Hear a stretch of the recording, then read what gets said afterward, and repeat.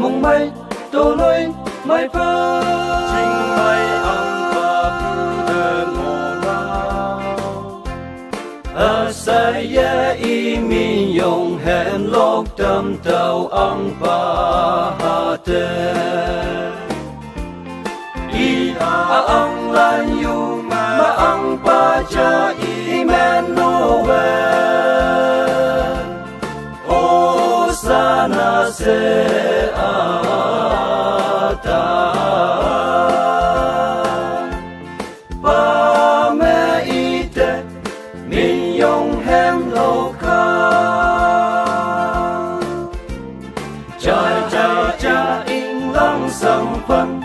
mi gặp cao theo hình ma emo xếp cha ye nang pe càng tu như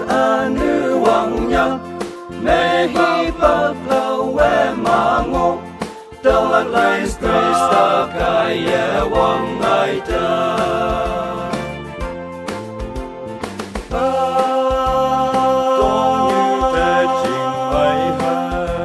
mong mây tô lối mây phơ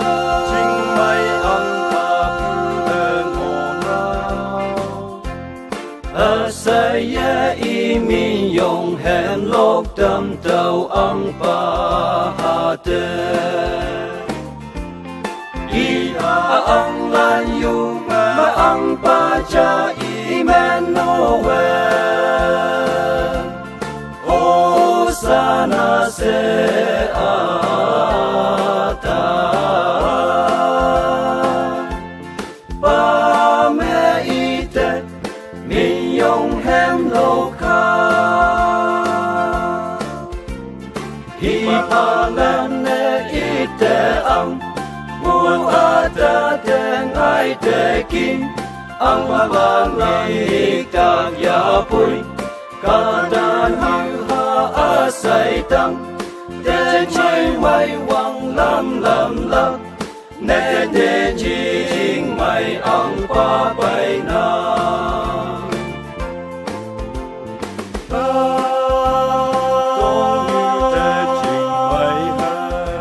mong mây tô lối mây phơ chính mây ông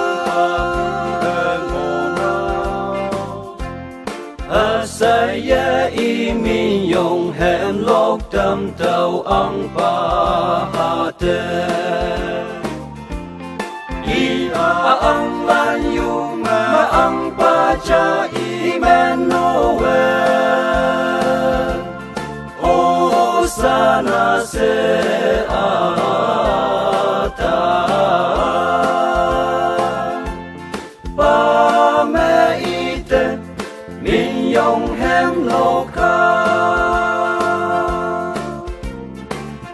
tu men me ang pa lang ye kim ngô ya pui si cây cần pu ye nam tui ha wa ha a sui pa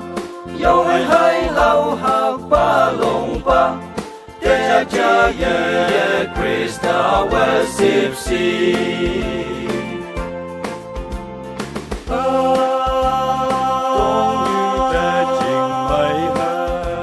mong mây tô lối mây phơ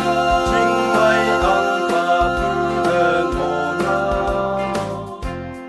nào sai ye y mi yong hẹn lốc tâm tàu ông bà hà tê y